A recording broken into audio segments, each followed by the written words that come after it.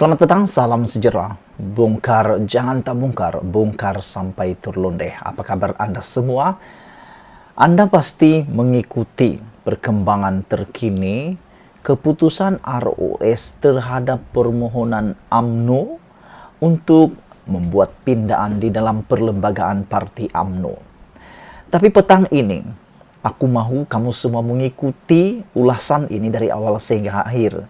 Karena ada perkara baru yang Anda tak pernah tahu. Yang pasti Anda baru tahu hari ini dan Anda pasti mahu share kepada kawan-kawan kamu.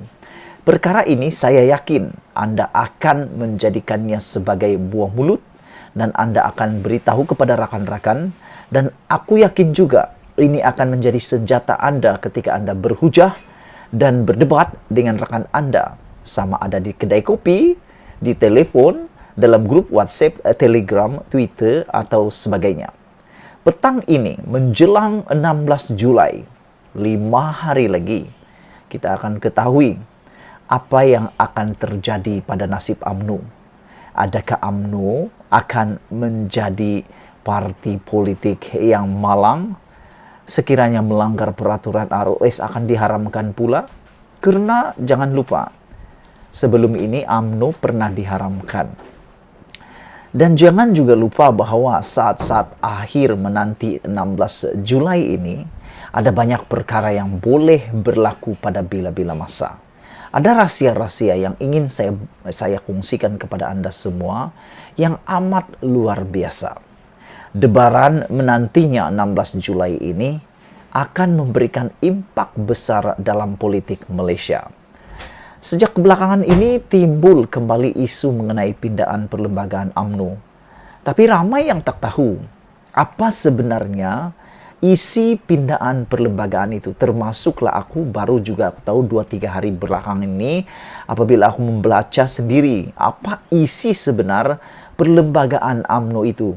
Aku rasa akar umbi UMNO juga tak tahu tentang pindaan sebenar itu. Apa yang ditulis dalam klausa, dalam isi pindaan tersebut.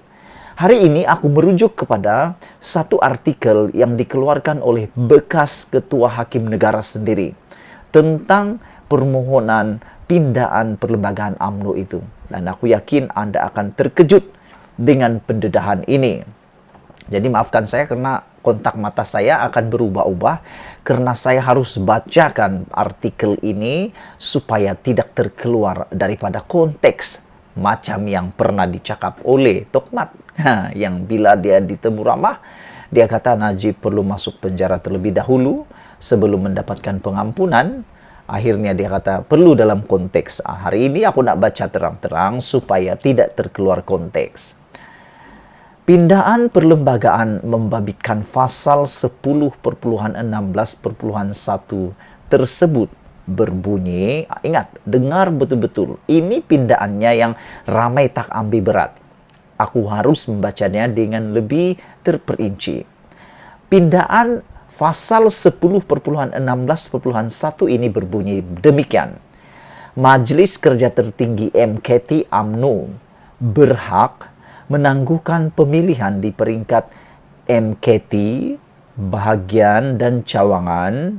Penangguhan ini tidak lebih daripada 18 bulan dari tarikh pemilihan yang sepatutnya ia diadakan, atau, dengarkan betul-betul klausanya, atau tidak lebih daripada 6 bulan selepas diadakan sesuatu pilihan raya PRU, Parlimen, Dewan Negara, Dewan Rakyat yang mana terkemudian. Frasa atau itu membawa maksud perlu pilih salah satu daripadanya. Nak pilih 18 bulan atau nak pilih 6 bulan. 18 bulan bermaksud 18 bulan daripada sepatutnya dibubarkan tarikh bubar pemilihan parti UMNO, atau perlu dipilih atau 6 bulan selepas PRU. Dua perkara ini tidak boleh diambil kedua-duanya oleh UMNO. Perlu pilih salah satunya atau. Malangnya, baru Bader ini telah diluluskan 18 bulan pemilihan UMNO telah dilanjutkan 18 bulan dalam perlembagaannya, sudah diluluskan oleh ROS. Sekarang mereka nak pindah pula atau 6 bulan selepas pilihan raya. Ikuti terus pendedahan ini, tinggalkan komen kamu. Timbalan Presiden UMNO Datuk Seri Muhammad Hassan menyatakan UMNO belum mendapat sebarang maklum balas, dan beliau maklumkan bahawa tidak adil untuk ROS membuat UMNO tertunggu-tunggu.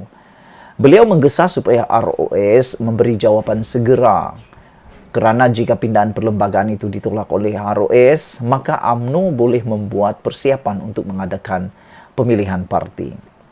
Perdana Menteri pula mengatakan bahawa ROS mempunyai masa 60 hari dari tariknya pada 16 Julai untuk keputusan itu atas perlembagaan tersebut.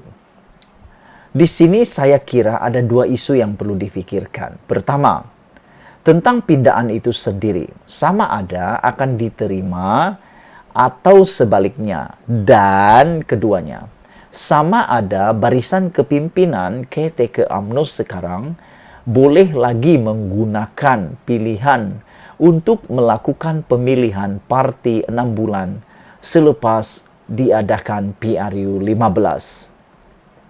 Setiausaha Agung UMNO Datuk Seri Ahmad Maslan sebelumnya menyatakan keyakinan bahawa tidak akan mempunyai masalah untuk diberikan kelulusan terhadap pindahan sama ada rakan komponen BN, sama seperti rakan komponen BN seperti MCA bagi melanjutkan pemilihan parti. Mudah-mudahan apa yang diminta UMNO mengenai pemilihan parti tercapai, katanya, kerana beliau kata pemilihan MCA boleh menjadi duluan dalam kes pemulaan UMNO kepada ROS. Tapi harus diingat, ini yang mungkin terlupa oleh Ahmad Maslan dan juga oleh akar umbi UMNO. Jika sekiranya UMNO mendapat apa yang dituntutnya, maka apa lagi masalahnya? Iya, UMNO terutama kepimpinan tertingginya sebenarnya masih diserkup masalah. Mereka bernafsu besar, mahu ditelan dua benda dalam satu masa. Apa maknanya? Untuk memenuhi nafsu besar mereka, pindahan mereka mahu diterima dan di masa sama dapat menggunakan kedua-dua pilihan yang ada, yaitu menangguhkan pemilihan tidak lebih daripada 18 bulan dari tarik pemilihan yang sepatutnya ia diadakan, dan pada masa sama menangguhkan lagi pemilihan lebih daripada 6 bulan selepas diadakan PRU 15. Mereka mahu menjadi ular sawah yang kekenyangan bila kedua-dua permintaan ini diperoleh. Soalnya ialah, bolehkah dibuat begitu? Saya sependapat dengan mantan Ketua Hakim Negara, yaitu Tun Abdul Hamid Muhammad, bahawa dalam pindahan itu sama ada disedari atau tidak oleh yang membuatnya, UMNO terpaksa membuat pilihan di antara penangguhan 18 bulan atau 6 bulan selepas PRU 15. Frasa atau itu sangat penting, saudara-saudara pendengar semua. Kata Abdul Hamid, artinya selepas pindahan ini, MKT berhak, boleh dengan kata lain, boleh memilih untuk menangguhkan pemilihan sama ada tidak lebih daripada 18 bulan atau tidak lebih daripada 6 bulan selepas PRU berikutnya. MKT boleh pilih yang lebih pendek atau lebih panjang, tertakluk kepada keadaan pada suatu masa mengikut budi bicaranya. Tambah Abdul Hamid lagi, jika pindahan itu dilulus sekalipun, ia tidak boleh digunakan untuk menangguh tarik pemilihan sekali lagi untuk melanjutkan tempoh jawatan penjawat-penjawat pada masa ini. Berbuat demikian bermakna bererti menggunakan kedua-dua pilihan itu lepas satu-satu. Itu tidak dibenarkan oleh pindahan itu. Ini rahsianya yang ramai tak tahu. Pindahan itu kata atau. Dan mengikut pindahan itu, menurut Tun Abdul Hamid Muhammad ni, beliau kata mereka perlu memilih. Tidak boleh guna dua-dua atau itu. Pertama, 18 18 bulan, atau yang kedua 6 bulan selepas pilihan raya. Mereka tidak boleh guna kedua-duanya, mesti pilih. Ia tidak dibenarkan berbuat untuk dua-duanya mengikut pindaan ini. Jadi apa kesannya terhadap nafsu yang membuat pindaan ini? Bagi saya, geng atau kumpulan ini akan berputih mata dalam mendapatkan lanjutan penangguhan 6 bulan selepas PRU 15. Kalaupun diluluskan oleh ROS 6 bulan pemilihan selepas PRU 15, tapi ingat, besar kemungkinan geng-geng pembuat kepada pindaan ini akan berputih mata karena mereka tidak boleh memanfaatnya. Perlu dibubarkan terlebih dahulu EJK ataupun pimpinan tertinggi UMNO, barulah pada PRU akan datang, PRU 16, barulah kedua-dua ini boleh dipilih ataunya. Mesti dibuat atau, sebab pada kali ini sudah digunakan 18 bulan itu. Pilihan satu sudah diguna, pilihan kedua tak mungkin akan diguna lagi. Hanya boleh guna PRU 15. Itu pun hanya pilih mana satu yang dikehendaki, ikut berbicara dan keadaan tertentu pada waktu itu, kata Tun Abdul Hamid Muhammad. Alasannya mudah, sebab ROS sebelum ini telah memberi penangguhan selama 18 bulan kepada UMNO. Maka itu, untuk mendapatkan satu lagi penangguhan selama 6 bulan selepas diadakan PRU 15, pasti akan ditolak oleh ROS. Jadi sedia-sedialah geng-geng yang mengharapkan ROS luluskan itu. ROS tidak akan membenarkan penangguhan selama 6 bulan selepas diadakan PRU 15 karena ROS seperti hujah Abdul Hamid akan bersandarkan kepada perkataan atau yang wujud di dalam pindaan tersebut. Atas perhitungan itu, UMNO dijangka mesti mengadakan pemilihan parti itu pada atau sebelum 29 Desember seperti yang diarahkan oleh ROS sebelum ini.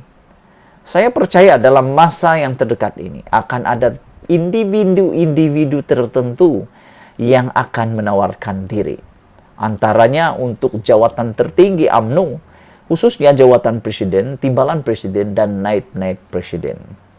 Malah telah wujud laporan yang mengatakan Menteri Kanan Pertahanan Datuk Seri Hisamuddin Hussein telah memaklumkan kepada lingkungan dalamannya bahawa beliau akan bertanding sama ada jawatan presiden atau timbalan presiden. Aku secara pribadi, aku sokong juga Hisamuddin Tun Hussein ini untuk menjadi menjawat ataupun bertanding jawatan presiden dan timbalan presiden kerana beliau mempunyai identiti dan juga mempunyai pengaruh yang kuat dalam UMNO. Saya percaya dengan mengadakan pemilihan kepimpinan UMNO 29 Desember ini, maka keputusan itu nanti adalah suara akar umbi parti yang sebenarnya. Setakat ini, kepimpinan tertinggi UMNO sering menggunakan hujah. Kononnya keputusan-keputusan yang mereka ambil adalah kehendak ahli akar umbi. Sebaliknya dapat dipintas maksud atau hasrat sebenar yang sedang bergelora di benak mereka. Ahli akar umbi tidak boleh dipandang rendah kerana mereka juga mempunyai kemampuan. Bak kata pepatah pantun 3 kerat ini. Menangkap kilat di dalam kilau, mengimbau beras di dalam padi, membaca niat di dalam hati. Sekian dulu pendedahan pada petang ini. Jangan lupa tinggalkan komen Anda. Seperti yang aku awal-awal katakan tadi, mungkin inilah jawaban kepada persoalan yang Anda cari sebelum ini. Dengan berpandukan kepada pakar Undang-Undang Malaysia, bekas Ketua Hakim Negara, aku lupa pula ingat namanya, Tun Abdul Hamid Muhammad. Beliau mengatakan bahawa UMNO perlu memilih. Nak pilih mana satu, dan yang paling penting, mungkin geng-geng kluster mahkamah, geng yang mengubah pindaan perlembagaan UMNO ini yang mau sangat perlembagaan ini diubah, dipindah akan berputih mata akhirnya. Sekian dulu, jangan lupa share video ini supaya semua orang tahu, terutama kawan-kawan kamu yang tegar tengkuk itu, yang sangat tubal itu, yang mau sangat menang, gunakan fakta ini untuk kalahkan diorang. Kita jumpa lagi. Malaysia kita punya, kita jaga sama-sama, cintai Malaysiaku. Bye-bye.